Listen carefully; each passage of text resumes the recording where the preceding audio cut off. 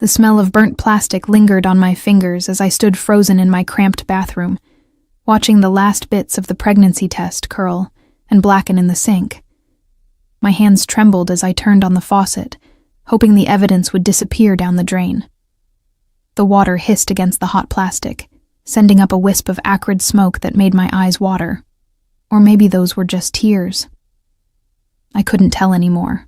3 minutes earlier, I'd stared at those 2 pink lines with a hollow feeling spreading through my chest like ice water. Positive. How could one little word hold so much power?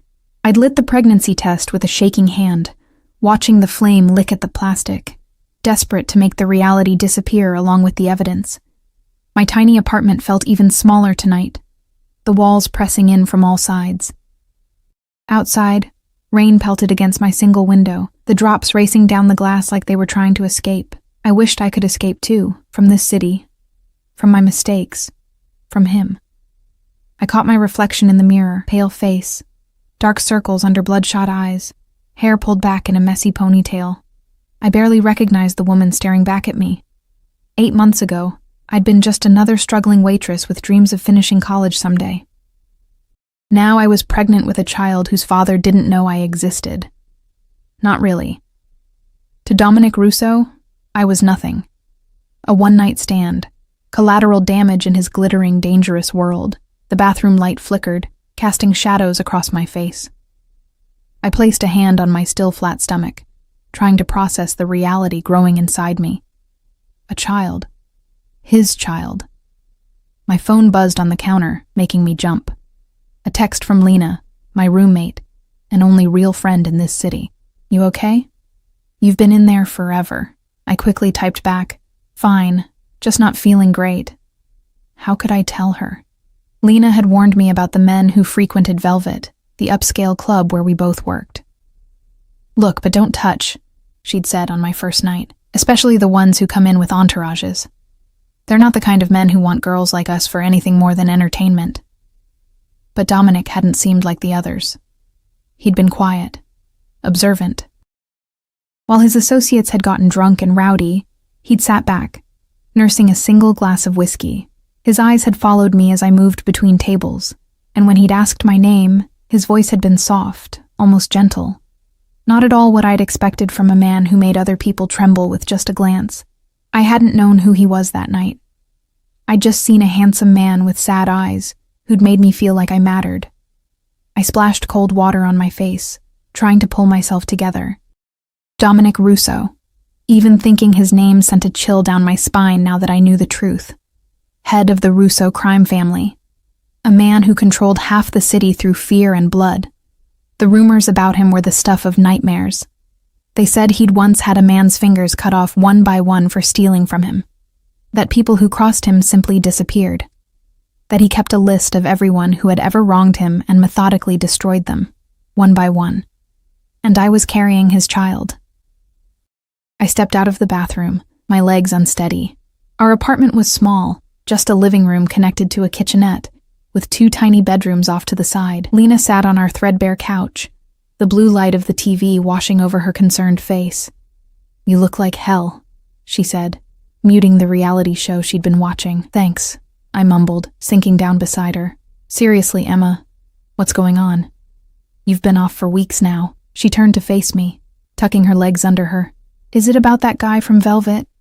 The one you wouldn't tell me about? My throat tightened. I don't want to talk about it. You never do. Lena sighed, reaching for my hand. Whatever happened, you can tell me. The words burned in my throat. I wanted to tell her everything, how I'd spent one night with Dominic Russo, and then vanished from his life before morning. How I'd later overheard his men at the club discussing a business deal that made my blood run cold, finally realizing who he really was. How I'd been avoiding his section of the club ever since, switching shifts and hiding in the back whenever his entourage came in.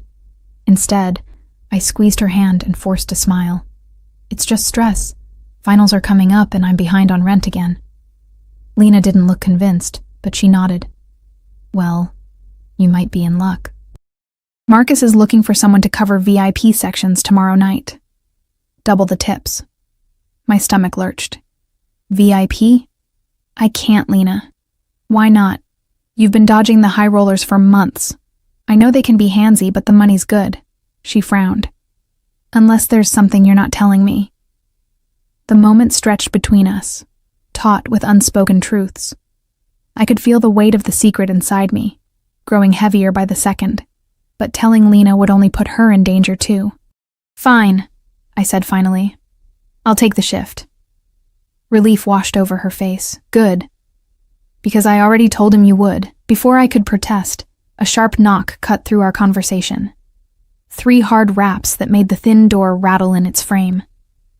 Lena and I exchanged glances. It was nearly midnight, and we weren't expecting anyone. She stood up, moving cautiously to the door, while I remained frozen on the couch, my heart suddenly pounding. Who is it? Lena called, her hand hovering over the lock. Delivery for Emma Clark. The voice was deep, unfamiliar.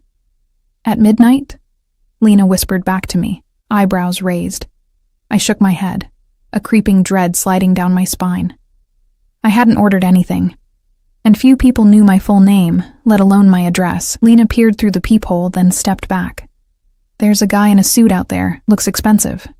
She turned to me, her expression a mix of confusion and wariness. Should I tell him to leave it at the door? Before I could answer, my phone buzzed again. Unknown number. Open the door, Emma. My blood turned to ice. I stared at the message, unable to breathe. How did they find me? Another text followed. You've been avoiding me. We need to talk. Emma? Lena's voice seemed to come from far away. What's going on? I rose on shaky legs, moving toward the door like a sleepwalker. I'll handle it. Lena caught my arm, her fingernails digging into my skin. Do you know who that is? Because you look like you've seen a ghost. It's fine, I lied, gently pulling away. Just go to your room, okay? Please. She hesitated, studying my face. If you're in trouble, I'm not. I just need to deal with this alone. After a long moment, Lena nodded and disappeared into her bedroom, though she left the door cracked open. I waited until I heard her bed creak before approaching the door, my heart hammering against my ribs. I didn't open it. What do you want? I called through the wood. You know what I want. The voice was different now, low, smooth, and terrifyingly familiar, not some random delivery man. Him. I pressed my forehead against the door, closing my eyes. Go away, Dominic. Open the door, Emma. His voice was soft, but I could hear the steel beneath it. Or I will. The threat hung in the air between us. I knew it wasn't empty. A man like Dominic Russo didn't make empty threats. With trembling fingers, I turned the deadbolt and cracked the door open, keeping the chain in place. Through the narrow gap, I could see him. Tall and imposing in a tailored black suit, his dark hair swept back from a face that belonged on a Renaissance painting. Sharp cheekbones, full lips, and eyes the color of midnight. Beautiful and deadly. He wasn't alone. A hulking figure stood a few paces behind him. One of his bodyguards, no doubt. The man's jacket bulged in a way that told me he was armed. What do you want? I repeated, fighting to keep my voice steady. Dominic's eyes swept over what little he could see of me through the gap, lingering on my face. You disappeared. There was an accusation in his tone, but something else too. Something that made my chest tighten. Why? I don't owe you an explanation. I gripped the edge of the door so hard my knuckles turned white. It was one night. Was it? He tilted his head slightly, studying me. Then why have you been hiding from me? Switching shifts when I come in, ducking into back rooms? So he had noticed. Of course he had. Dominic Russo noticed everything. It was how he stayed alive in his world. I know who you are now, I whispered. A flicker of something, resignation, perhaps, crossed his face. And that frightened you. It wasn't a question, but I answered anyway. Yes. He nodded slowly, as if I'd confirmed something he already knew. We need to talk, Emma. Not through a door. We have nothing to talk about. Even as I said it, I felt the weight of the lie heavy on my tongue. The secret inside me seemed to pulse with each beat of my heart, his child. Dominic's eyes narrowed slightly. I think we do. He reached into his jacket and I flinched instinctively, but he only pulled out a small velvet box. You left something behind. I stared at the box, confused. I hadn't left anything at his penthouse that night. I'd been careful, slipping out while he was asleep, taking nothing, leaving nothing. I don't understand. Open the door, Emma. His voice had softened, but the command was still there. Please. That please undid me. It sounded so out of place coming from him. A man who never had to ask for anything, who simply took what he wanted. Before I could reconsider, I closed the door, unhooked the chain, and opened it again. Dominic stepped inside, his presence immediately filling our small apartment. Up close, he was even more devastating. The subtle scent of his cologne, the perfect fit of his suit, the controlled power in his movements. His bodyguard remained in the hallway, taking up position outside our door. "You shouldn't be here," I said, wrapping my arms around myself, suddenly aware of my threadbare leggings and oversized t-shirt. And yet, here I am. His gaze traveled around our apartment, taking in the second-hand furniture, the water stain on the ceiling, the textbook stacked on the coffee table. I felt exposed, vulnerable. This man lived in a penthouse with views of the entire city. My entire apartment could fit in his closet. He turned back to me, holding out the velvet box. "This is yours." I didn't take it. "No, it's not. I didn't leave anything with you. It was my mother's." He opened the box, revealing a delicate gold bracelet with a small diamond pendant. "I want you to have it." I took a step back. "Why would you give me something like that?" His eyes met mine, intense and unreadable. "Because from the moment I saw you, I knew you were different." A harsh laugh escaped me before I could stop it. "Different? Is that what you tell all your one-night stands?" Something dangerous flashed across his face. "You weren't a one-night stand, Emma, then what was I?" The words came out sharper than I intended. "Another conquest? A distraction? You were..." He stopped, his jaw tightening. For a moment, he looked almost vulnerable. But that couldn't be right. Men like Dominic Russo didn't do vulnerable. You were supposed to be there when I woke up. The accusation hung between us. I swallowed hard, fighting the unexpected guilt that rose in my throat. I couldn't stay. Why? He took a step closer, close enough that I had to tilt my head up to meet his gaze. "What changed between when you fell asleep in my arms and when you decided to disappear?" The memory of that night washed over me. The feel of his hands, gentle despite their strength. The way he'd looked at me like I was precious. How safe I'd felt falling asleep beside him. And then the crushing realization at dawn when I'd seen the gun on his nightstand, the burner phones, the whispered call he'd taken in the middle of the night that had woken me. The pieces had started to fall into place, and with them, my illusions had crumbled. "I heard things," I said finally. "At the club. About who you really are, what you do." Understanding dawned in his eyes. "And you were afraid." "Of course I was afraid. You're..." I lowered my voice, conscious of Lena in the other room. "You're Dominic Russo. People disappear because of you. They end up in the river." He didn't deny it. Instead, he closed the jewelry box and slipped it back into his pocket. "If I wanted to hurt you, Emma, I wouldn't have waited 2 months to find you." The words sent a chill down my spine. Is that supposed to make me feel better? It's supposed to make you understand that whatever you think you know about me, you don't know everything. His voice was soft, but there was an edge to it now. "And you certainly don't know what you are to me." Before I could respond, the bathroom door creaked. I turned, startled, to see it drifting open slightly. The air conditioning, probably, but Dominic's attention had already shifted. His eyes fixed on something inside the bathroom, and he moved past me with the silent grace of a predator. I lunged after him, but he was already through the door. "Dominic, don't..." Too late. He stood in my tiny bathroom, staring at the sink where the remains of the pregnancy test still sat, partially melted but unmistakable. The test window was scorched, but the result was still visible through the bubbled plastic. 2 pink lines. Positive. Time seemed to stop as he turned to face me, his expression unreadable. "Is this what you've been hiding from me?" I couldn't speak, couldn't breathe. My secret, the one I'd been desperate to keep, lay exposed between us. All I could do was nod, a single tear escaping down my cheek. Dominic's face transformed in that moment, shock giving way to something else entirely, something raw and vulnerable that I never expected to see from him. He crossed the small space between us in 2 strides, his hands coming up to cradle my face with unexpected gentleness. "You're carrying my child," he whispered, his voice thick with emotion, and to my utter shock, I saw tears glistening in his eyes. My child. The last of my defenses crumbled as I saw something I never expected from the most feared man in the city: hope. Time suspended itself in that cramped bathroom as Dominic's words echoed against the tile walls. My child. The tenderness in his voice contradicted everything I thought I knew about him.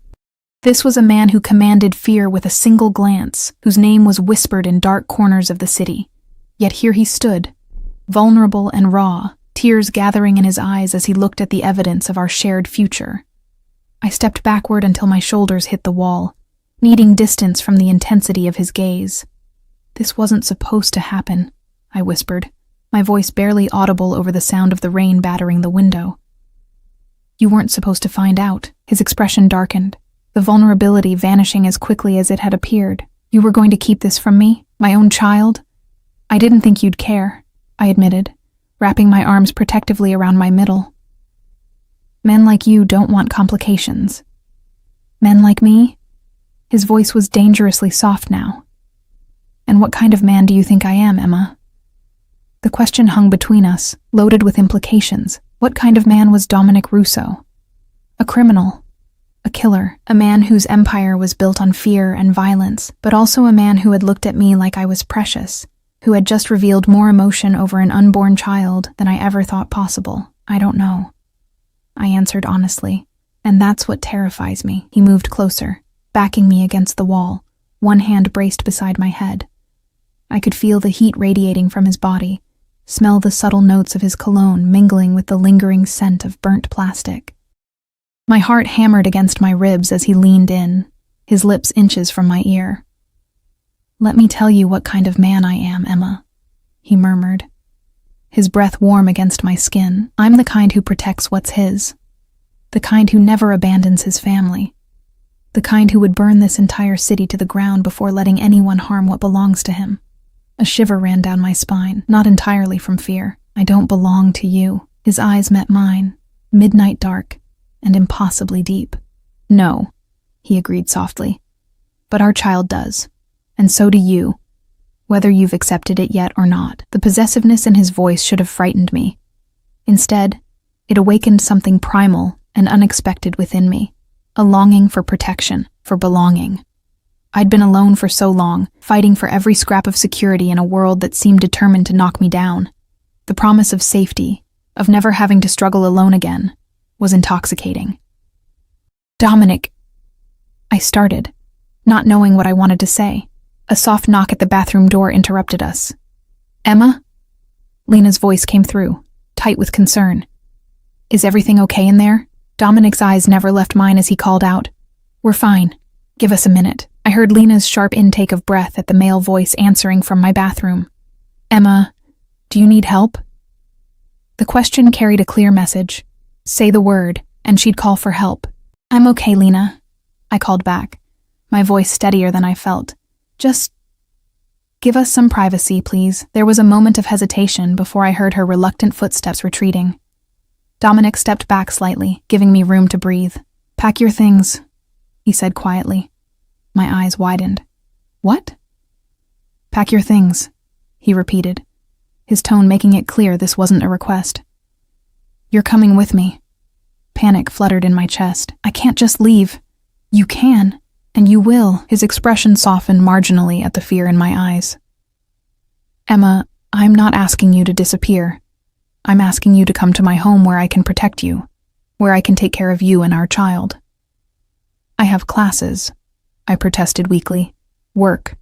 Finals next week. All of which can be arranged from my penthouse."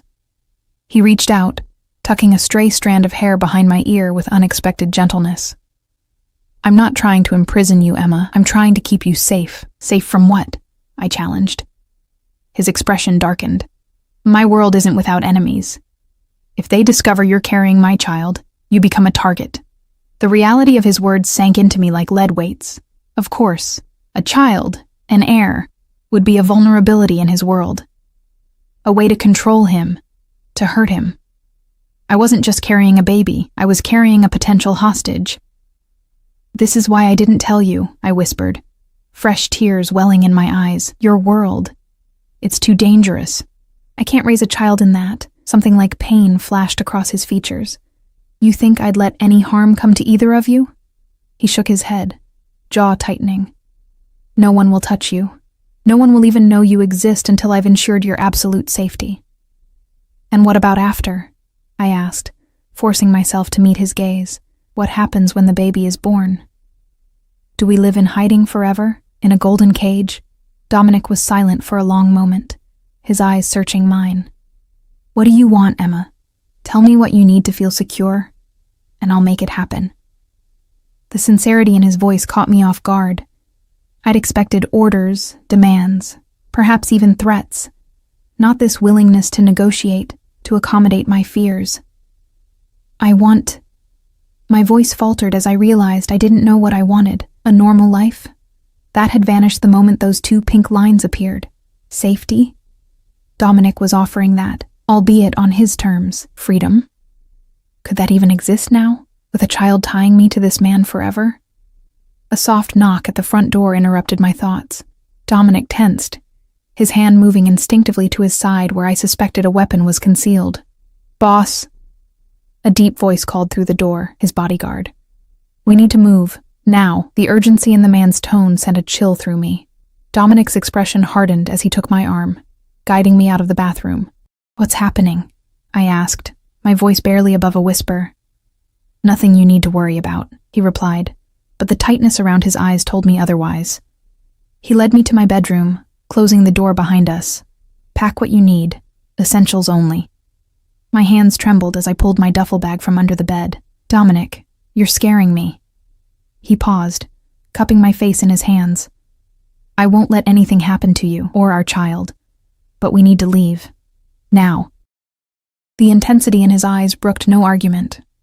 I nodded, turning to my dresser and pulling out clothes at random, stuffing them into the bag. Dominic moved to the window, peering out at the street below, his posture tense. "Faster," he urged quietly. I grabbed my laptop, chargers, textbooks, and the small jewelry box that contained the few pieces I'd inherited from my mother. As I zipped the bag closed, Dominic's phone buzzed. He checked it, his expression darkening further. "Time's up," he said, taking the bag from my hands and slinging it over his shoulder. He opened my bedroom door to find Lena standing there, arms crossed, her face a mask of worry and suspicion. "Emma, what the hell is going on?" she demanded, her eyes flicking from me to Dominic. "Lena, I know who he is." She cut me off, her voice tight with fear. "Everyone at Velvet knows who Dominic Russo is. What I don't know is why you're packing a bag at midnight." Dominic stepped forward, his presence immediately dominating the small space. "Your friend is coming with me. She'll be safe." Lena didn't back down, despite the tremor I could see in her hands. "And I'm just supposed to take the word of a man who has people killed for a living." I winced at her bluntness, but Dominic's expression remained impassive. "Your loyalty is admirable," he said softly.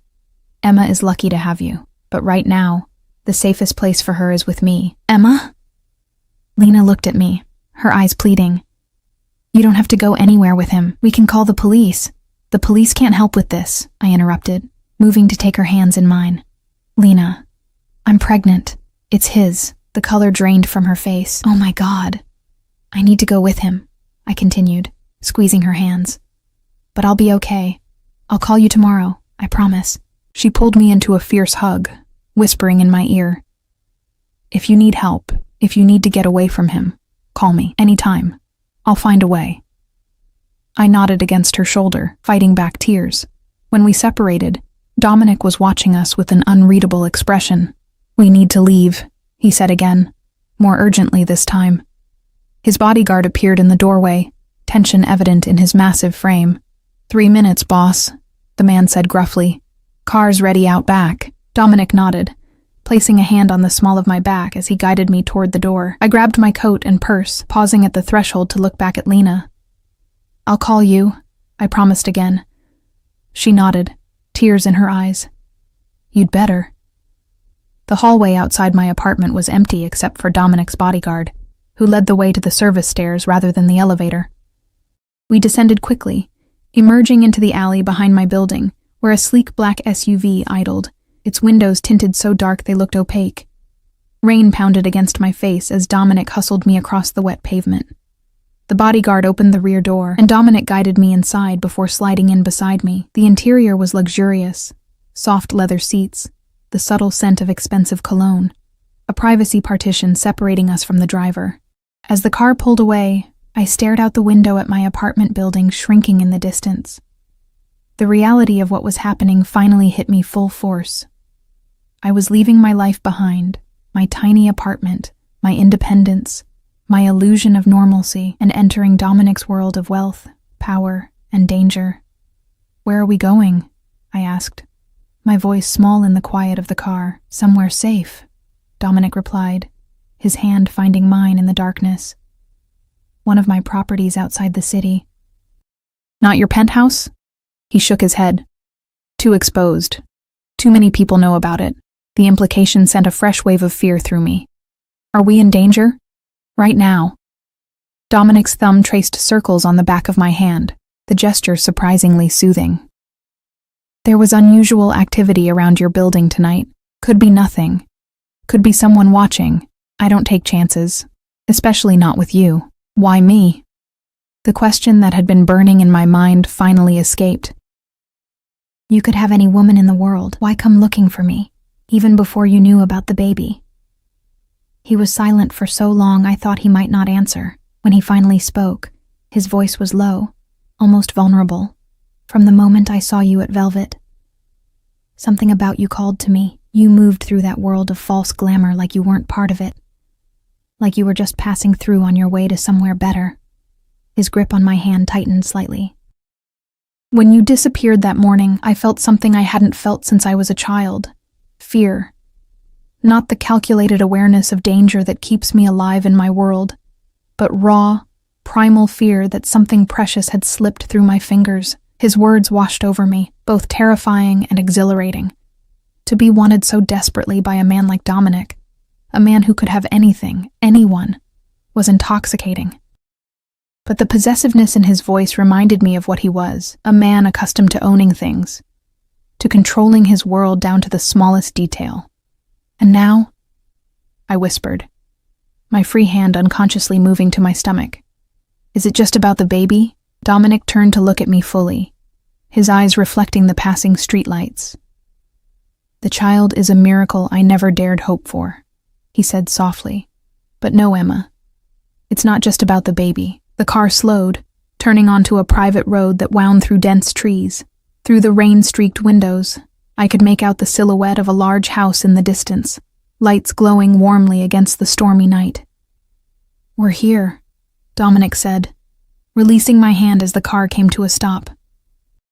I peered through the window at what could only be described as a mansion, a sprawling stone structure with soaring windows and a covered entrance where two more suited men waited, unmoved by the pounding rain. "What is this place?" I asked, my voice barely audible. "Home," Dominic replied simply. "For now." The door beside me opened, and one of the waiting men held out an umbrella. Dominic exited first, then reached back to take my hand, helping me from the car. His grip was firm, protective as he led me toward the entrance. As we crossed the threshold into the warmly lit foyer, I couldn't shake the feeling that I was crossing a point of no return. Behind these walls, I would no longer be just Emma Clark, struggling student and waitress. I would be something else entirely, the woman carrying Dominic Russo's child. His possession, his weakness, his family. The mansion's interior was a study in restrained luxury, cream-colored walls adorned with tasteful artwork, dark hardwood floors covered with plush rugs, and furniture that looked both beautiful and comfortable. It wasn't the cold, ostentatious display of wealth I had expected, but something warmer, more livable. A woman in her 60s with silver-streaked dark hair and Dominic's same penetrating eyes appeared in the foyer. Her expression a mixture of surprise and curiosity as she took me in. She wore a simple black dress and a single strand of pearls, her bearing regal despite her petite frame. "Dominic," she said, her voice carrying a hint of an Italian accent. "I wasn't expecting you tonight." "Change of plans, Mama," Dominic replied, his tone softening in a way I hadn't heard before. He placed a hand on the small of my back, guiding me forward. "This is Emma. She'll be staying with us for a while." The woman, his mother, studied me with unnerving intensity. I suddenly felt acutely aware of my disheveled appearance, hair thrown into a messy ponytail, face still blotchy from crying, wearing nothing but leggings and an oversized t-shirt under my hastily thrown-on coat. "Emma," she repeated, testing the name on her tongue. "Welcome to our home." "Thank you," I managed, my voice small in the expansive space. "I'm sorry for the intrusion." A smile touched her lips, not quite reaching her eyes. "Any guest of my son's is welcome here." She turned to Dominic. "I'll have Rosa prepare a room." "That won't be necessary," Dominic said quietly. "Emma will stay in my suite." His mother's eyebrows rose slightly, the only indication of her surprise. "I see." Her gaze flicked to me, then back to her son, some silent communication passing between them. "I'll have some tea sent up then. You both look like you could use it." She disappeared through an archway, leaving me alone with Dominic in the foyer. One of his men brought in my duffel bag, setting it down quietly before withdrawing. "Your mother lives here?" I asked, trying to process this new piece of information. "This is her house," Dominic replied, taking my coat and hanging it in a nearby closet. "I grew up here." The revelation surprised me. I'd imagined Dominic living in sleek modern spaces, penthouses with views of the city. Not a family home in the woods with his mother. It humanized him in a way I wasn't prepared for. "Come," he said, taking my bag in one hand and my elbow in the other. "You need to rest." He led me up a sweeping staircase to the second floor, down a long hallway lined with closed doors. At the end was a set of double doors, which he pushed open to reveal a spacious suite. A king-sized bed dominated one wall, flanked by large windows draped in heavy curtains. A sitting area with a fireplace occupied another corner, and 2 doors presumably led to a bathroom and closet. "This is your room?" I asked, taking in the space. Like the rest of the house, it was luxurious but tasteful. Dark woods, rich fabrics, muted colors. "Our room for now." He set my bag on a bench at the foot of the bed. "The bathroom is through there if you want a shower. You'll find everything you need." The thought of washing away the stress of the night was tempting. I nodded, moving toward the bathroom door, but paused when I reached it. "Dominic, I need some answers." He sighed, running a hand through his dark hair. A rare gesture of weariness. "I know you do, and I'll give them to you. But first, take some time to yourself. Shower, change, collect your thoughts. I need to speak with my security team." Part of me wanted to insist on answers now, but exhaustion was starting to settle into my bones, making my limbs feel heavy. I nodded again, slipping into the bathroom and closing the door behind me.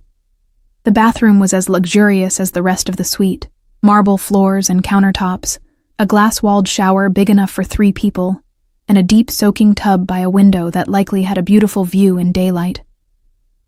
I stripped off my clothes, catching sight of my reflection in the mirror. My hand went instinctively to my still flat stomach. Somewhere in there was a life, half me, half him. The thought was still too enormous to fully comprehend. I stepped into the shower, letting the hot water cascade over my tired muscles. As steam filled the space, I allowed myself to finally break down, silent tears mixing with the shower spray. Everything was happening too fast. The pregnancy, Dominic's reappearance in my life, this sudden evacuation to his family home. Just that morning, I'd been a normal girl with normal problems. Now I was carrying the child of one of the most dangerous men in the city, sheltering in his mansion, about to sleep in his bed. By the time I stepped out of the shower, my skin pink and my fingertips wrinkled, I felt marginally more human. I wrapped myself in one of the plush towels, realizing too late that I hadn't brought clean clothes with me. As if sensing my dilemma, there was a soft knock at the door. "Emma?" Dominic's voice came through. "I've left some things for you on the bed." "Thank you," I called back, waiting until I heard his footsteps retreat, before cracking the door open. On the bed lay a silk nightgown, and matching robe in a soft sage green, along with a pair of underwear that still had tags attached. Next to them was a steaming cup of tea and a plate with some toast and fruit. The sight of the food made my stomach growl, reminding me I hadn't eaten since lunch. I dressed quickly, the silk cool and soothing against my skin, then sat cross-legged on the bed, sipping the tea and nibbling at the toast. Outside, rain continued to batter the windows, but here I was warm, comfortable, and for the moment at least, safe. The door opened, and Dominic entered, having changed into dark jeans and a simple black sweater that clung to his broad shoulders. The casual clothes made him look younger, more approachable, though the intensity in his eyes remained unchanged. "Better?" he asked, his gaze sweeping over me in the nightgown. I nodded, setting the teacup down. "Thank you for the clothes. They were my sister's," he said, moving to sit in a chair near the bed. "She keeps things here for when she visits." Another revelation. A sister. A family beyond just his mother. The image of Dominic Russo, family man, continued to complicate my understanding of him. "You have a sister?" I asked. "Sophia. She's younger by 5 years." A hint of a smile touched his lips. "She's a lawyer in New York. Legitimate practice," he added, as if anticipating my question. I drew my knees up to my chest, wrapping my arms around them. "Your mother seemed surprised to see me." "My mother is surprised by very little," Dominic replied dryly.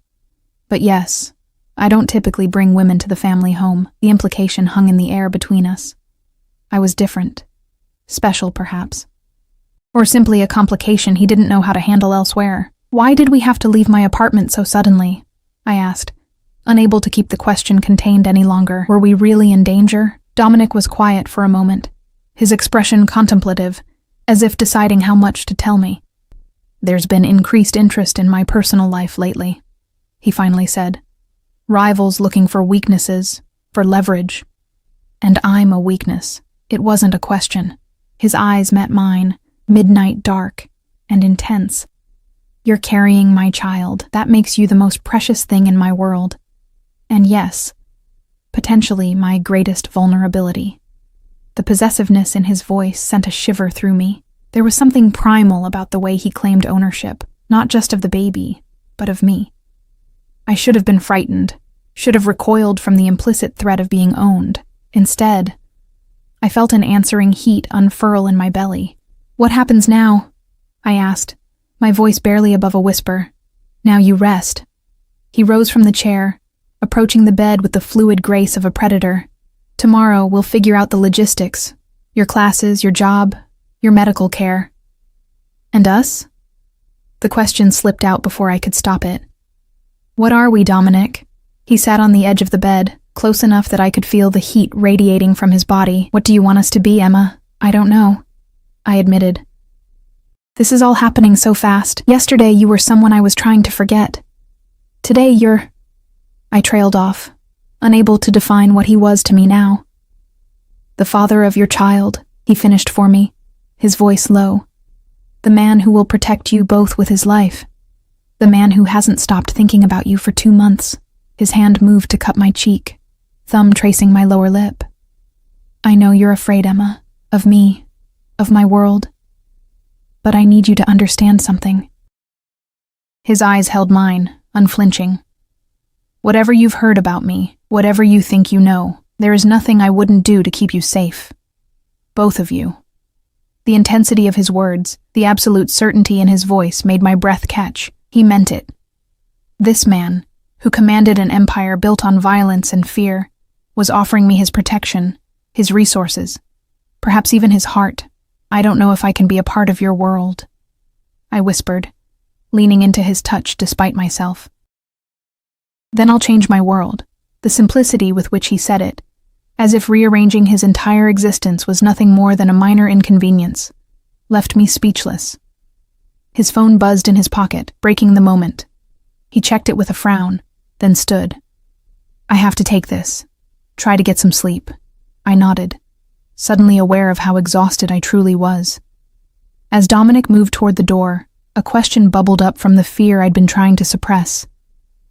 "Dominic," I called, making him pause. If there are people watching me, does that mean my friend is in danger? Lena, his expression softened slightly. I've already arranged for security to keep an eye on your apartment building. Your friend will be safe. Relief washed through me. Despite everything, Dominic had thought of Lena's safety without me even asking. It was a small kindness, but one that meant more than he could know. After he left, I slipped under the covers, the sheets cool and silky against my skin. The bed smelled faintly of Dominic, sandalwood and something darker, more masculine. It was an oddly comforting scent, one that made me feel protected despite the uncertainty surrounding me. I must have drifted off, because the next thing I knew, I was waking to movement beside me. Dominic had slid into bed, keeping a careful distance between us.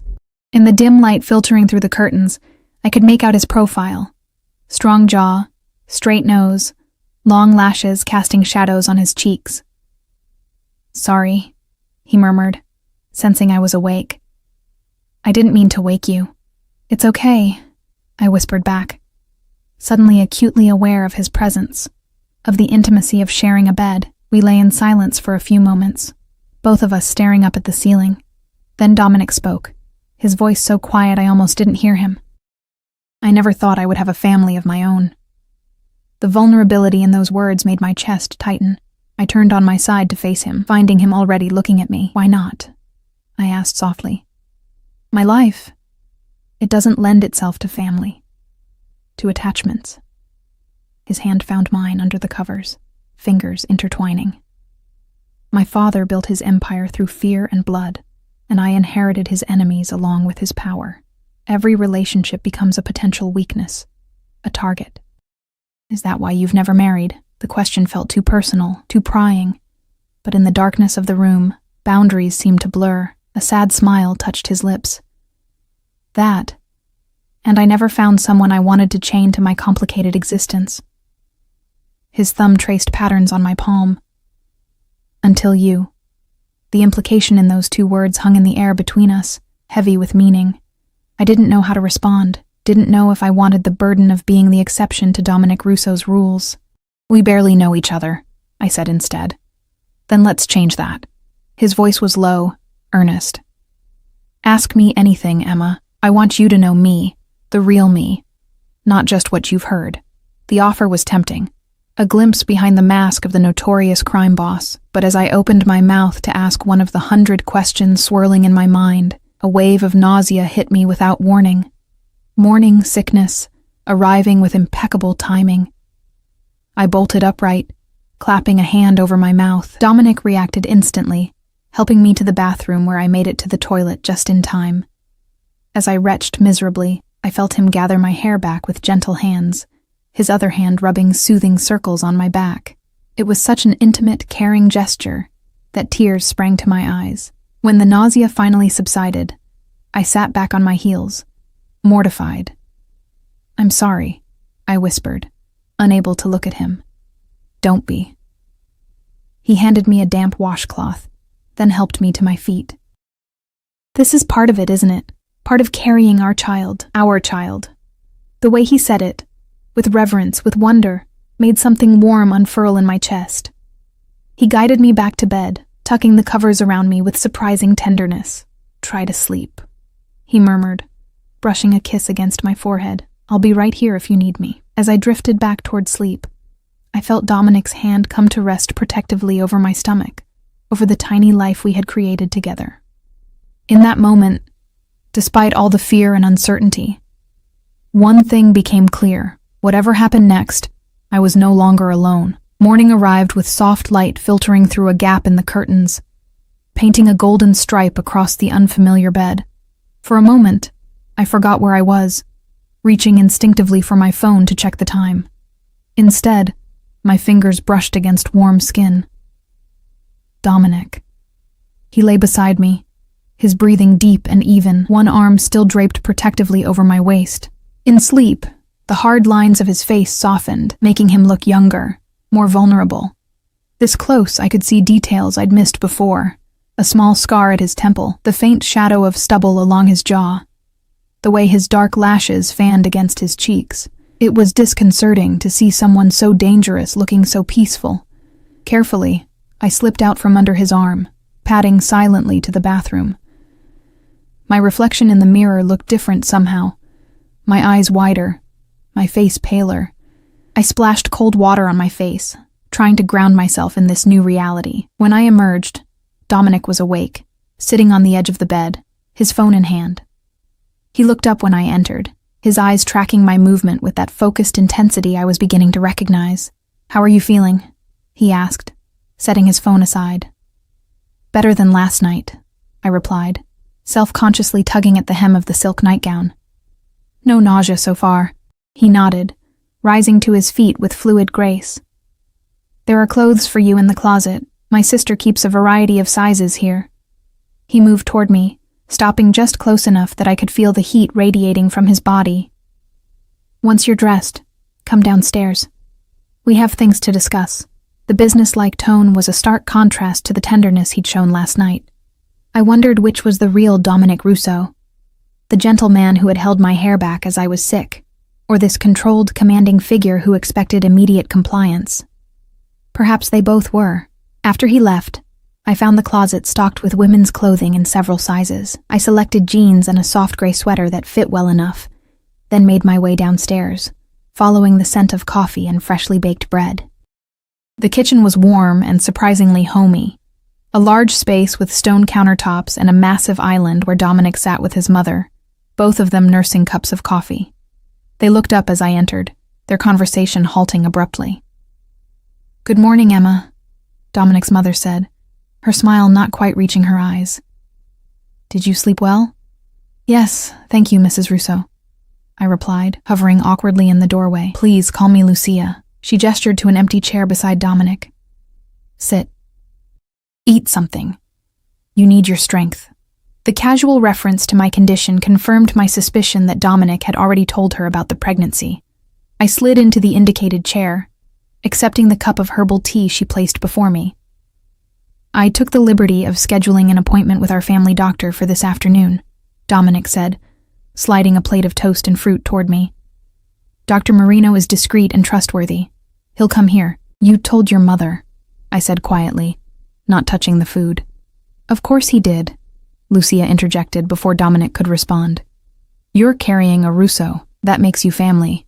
The matter-of-fact way she said it, like my integration into their world was already a foregone conclusion, sent a ripple of unease through me. "I haven't decided anything yet," I said, looking directly at Dominic. "About us, about arrangements." His jaw tightened almost imperceptibly. "The baby's safety isn't negotiable, Emma." "Neither is my autonomy," I countered, surprising myself with my boldness.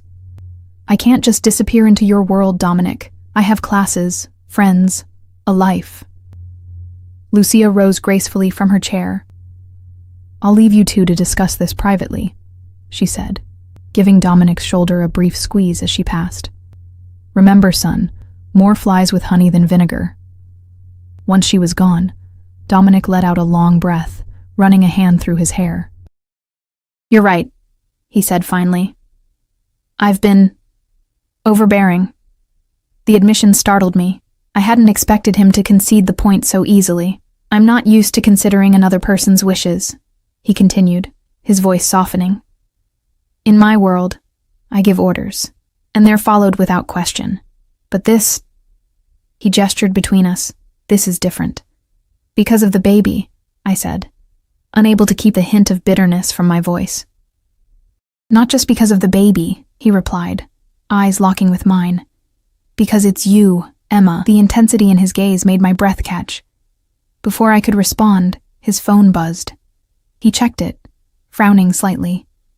"We have a visitor," he said, rising from his chair. "Someone I think you should meet."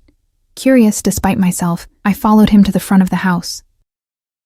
A sleek black car had pulled up in the circular driveway, and from it emerged an elegant woman in her early 30s, her dark hair pulled back in a severe ponytail, wearing a perfectly tailored pantsuit. "Sophia," Dominic greeted as she entered. That was fast. "You tell me you've got a pregnant girlfriend hidden away at Mama's, and you expect me to wait?" She brushed past him, her sharp gaze landing on me. So you're Emma. I straightened instinctively under her scrutiny. And you're Dominic's sister. A smile tugged at her lips. She's got spine, Dom. I like her already. She extended a manicured hand. Sophia Russo. Apparently I'm going to be an aunt. I shook her hand, finding her grip firm and confident. It's nice to meet you. Let's save the niceties for later, she said, glancing between me and Dominic. Right now, we need to talk strategy. Dominic led us to a study off the main hall. A masculine space with leather furniture and bookshelves lining the walls. Sophia perched on the edge of a desk, while Dominic and I took seats in opposing armchairs. Emma believes I'm being too controlling about her situation, Dominic said without preamble. Sophia snorted. Imagine that. Her eyes, so like her brother's, fixed on me. Let me guess. He told you to drop everything and move in with him, with no discussion about how this affects your life. I nodded, surprised by her accurate assessment. Classic Dominic, she said, rolling her eyes. Always commanding, never asking. The safety of Emma and my child is not up for debate, Dominic replied, his voice taking on that dangerous edge I remembered from Velvet. No one's saying it is, Sophia countered, seemingly unaffected by his tone. But there are ways to ensure her safety without completely dismantling her life. She turned to me. What do you do, Emma? Besides working at that club? I'm a student, I replied. Business administration, junior year. I work at Velvet to pay tuition and rent. Sophia nodded thoughtfully. Finals coming up, I assume? And after that, summer classes? Internship? Finals next week, I confirmed. I was planning to take summer classes to graduate early, and I've applied for an internship at Lambert Financial, all of which can still happen, Sophia said, looking pointedly at her brother with proper security arrangements. Dominic's expression remained impassive, but I could see the muscle ticking in his jaw. And how do you propose we manage that, without exposing Emma to risk? The same way we've managed security for our family for years, Sophia replied. Discreet bodyguards, secure transportation, regular check-ins. She turned back to me. It wouldn't be complete freedom, Emma. There would have to be protocols, precautions. But you could continue your education, maintain your friendships, have something resembling a normal life. Hope flickered in my chest. It sounded like a compromise I could live with. Safer than trying to navigate this alone, but not the gilded cage I'd feared Dominic would insist on. And where would she live? Dominic asked, his voice deliberately neutral. Her current apartment is too exposed, too vulnerable. We have plenty of secure properties, Sophia said. The Riverside complex has excellent security, and it's close to her campus. I looked between them, feeling like a child whose parents were discussing her future. Don't I get a say in this? They both turned to me, Sophia with an apologetic smile, Dominic with an unreadable expression. Of course you do, Sophia said. In fact, your input is essential. What do you want, Emma? Practically speaking, what arrangement would make you feel both safe and independent? The question caught me off guard. No one had asked what I wanted since this whirlwind began. I want to finish school, I said slowly, organizing my thoughts. I want to see my friends, especially Lena. I paused, one hand unconsciously moving to my still flat stomach. I want this baby to have a chance at a normal life, away from danger and violence. Dominic's expression softened at that last part, something like pain flashing in his eyes. And me? He asked quietly. What place do I have in this vision of yours? The vulnerability in his question made my chest tighten. This powerful, dangerous man was asking where he fit in my life, in our child's life. It was a question I didn't have a simple answer for. I don't know yet, I answered honestly. I barely know you, Dominic, the real you, not just the reputation. But I want our child to know their father. I met his gaze directly. I'm just not sure what that looks like with your profession. Something shifted in Dominic's expression, a resolve forming behind his eyes. What if that wasn't an obstacle? Sophia made a small sound of surprise. Dom. He held up a hand, silencing her without taking his eyes off me. What if I could ensure that our child never has to worry about the dangers of my world? That you never have to worry? How?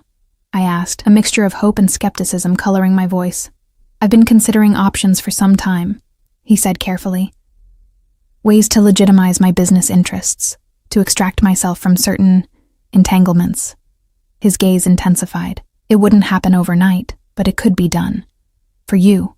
For our family. The weight of what he was suggesting left me speechless. Dominic Russo, walking away from his empire, his power. For me? For a child he'd only learned about yesterday? The silence that followed Dominic's declaration was broken only by Sophia's incredulous laugh. "You're serious," she said, studying her brother's face. "You're actually serious." "I've never been more serious about anything in my life," Dominic replied, his eyes never leaving mine. I struggled to find my voice, the magnitude of his offer overwhelming me. "Dominic, I can't ask you to give up everything you've built." "You didn't ask," he said softly. "I'm offering. There's a difference." Sophia pushed herself off the desk, pacing the length of the study. "It won't be simple, Dom. The family has interests everywhere, legitimate and otherwise. Untangling yourself will take time, careful planning. I know." He finally broke eye contact with me to look at his sister. "That's why I need your help, your legal expertise, your connections." She stopped pacing, her expression softening. "You know I'll help you, whatever it takes." The exchange between them revealed layers of their relationship I hadn't expected. A deep trust, a shared understanding that went beyond their blood connection. In that moment, I glimpsed a different side of Dominic Russo. Not the feared crime boss, but a brother who valued his sister's counsel, who trusted her completely. "What would it mean?" I asked, drawing their attention back to me. "This transition?" Dominic leaned forward, his elbows resting on his knees. "It would mean gradually shifting all our interests to legitimate businesses only, using the capital we've accumulated to invest in legal ventures, cutting ties with certain associates." His expression darkened slightly. "Some of those separations would be complicated." "Dangerous, you mean?" I translated. He didn't deny it. "There would be resistance. Not everyone would understand or support the change. Which is why we'd need to be strategic," Sophia interjected. "Start with the peripheral operations, the ones easiest to divest. Build a narrative that makes business sense, so it doesn't look like weakness or surrender." I tried to process what they were saying, the enormity of the undertaking they were discussing so matter-of-factly. "How long would it take?" "A year, minimum," Sophia replied. "Realistically, closer to 2 or 3 to do it properly, without leaving loose ends. 2 or 3 years. Our child would be a toddler by then." I placed a protective hand over my stomach, trying to imagine what those years would look like. Pregnancy, birth, early motherhood, all while Dominic extracted himself from his criminal empire. The danger wouldn't disappear overnight. If anything, it might increase temporarily as he made his intentions clear. "During that time," I said slowly, "would we, the baby and I, be safe?" "I would dedicate my best men to your security," Dominic said, his voice taking on that steely quality I was beginning to recognize as his non-negotiable tone. "You would be the most protected woman in the city, but not the most free," I countered. His jaw tightened, but he nodded. "There would have to be compromises, yes, certain precautions, restrictions, but temporary ones," Sophia added, with a clear end goal in sight. I took a deep breath, trying to center myself. 24 hours ago, my biggest worry had been how to afford summer classes. Now I was discussing security details and the dismantling of a criminal empire with 2 people who spoke about such things as casually as others might discuss vacation plans. "I need time," I said finally, "to process all of this, to think."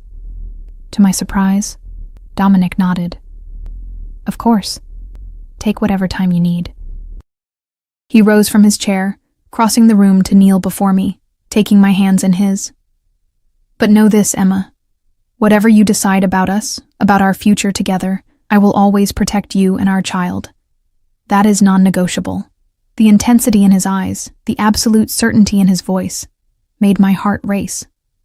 This man, who commanded fear and respect throughout the city, was on his knees before me, making promises that went beyond protection.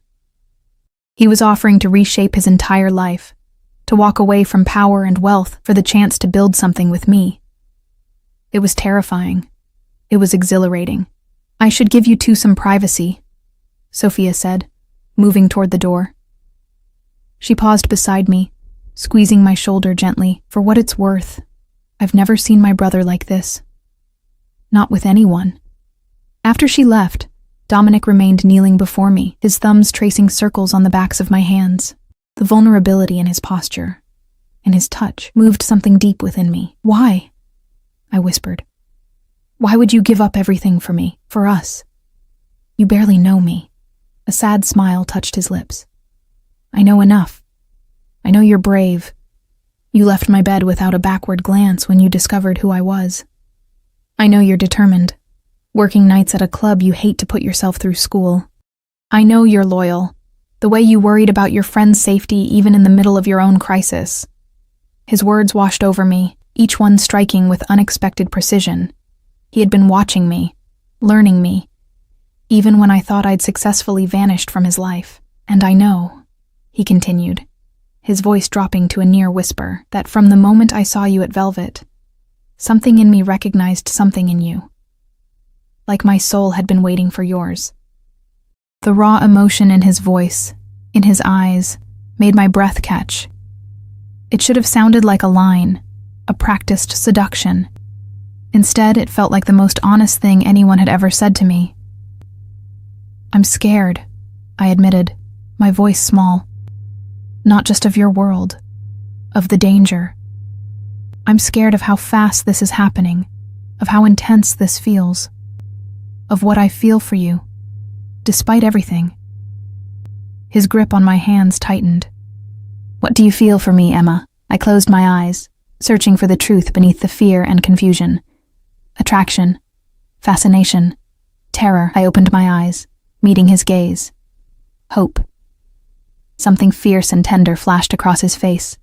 Slowly, giving me every chance to pull away, he leaned forward, pressing his lips to mine in a kiss that was surprisingly gentle. His hands came up to cradle my face, thumbs brushing my cheeks with reverent care. When we separated, his forehead resting against mine, I felt a sense of clarity I hadn't expected. Whatever lay ahead, danger, complications, compromises, I wanted to face it with him. "I'm not promising forever right now," I said softly. "But I'm willing to try, to see if we can build something real, something good for our child." A smile transformed his face, making him look younger, almost boyish in his joy. "That's all I ask, a chance." He helped me to my feet, his hand finding mine as naturally as if we'd been together for years instead of mere moments. As we left the study, Dominic's phone buzzed. He checked it, his expression growing serious. "The doctor will be here in an hour," he said, tucking the phone away. "After that, I'd like to take you somewhere." "Where?" I asked, curiosity piqued. "A surprise," he replied, a hint of mystery in his smile. "Something to help you understand me better." The doctor's visit was brief but thorough. Dr. Marino, a distinguished older gentleman with kind eyes and a gentle manner, confirmed my pregnancy around 6 weeks along and assured me that despite my morning sickness, everything appeared normal. He prescribed prenatal vitamins, recommended dietary changes, and scheduled a follow-up for the first ultrasound in 2 weeks. Throughout the examination, Dominic remained by my side, his expression alternating between fierce protectiveness and wonder as the doctor discussed our baby's development. It was surreal to watch this notorious crime boss hanging on every word about embryonic growth and fetal milestones, asking surprisingly knowledgeable questions about pregnancy and maternal health. After the doctor left, Dominic led me to the garage where a different car awaited, not the imposing SUV from last night, but a sleek silver Aston Martin. "Where are we going?" I asked again, as he held the passenger door for me. "You said you wanted to know me," he replied, sliding into the driver's seat. "The real me, not just the reputation. I'm taking you to where it all began." We drove for nearly an hour, the mansion's wooded seclusion giving way to suburbs, then to a distinctly Italian neighborhood in the city's east side.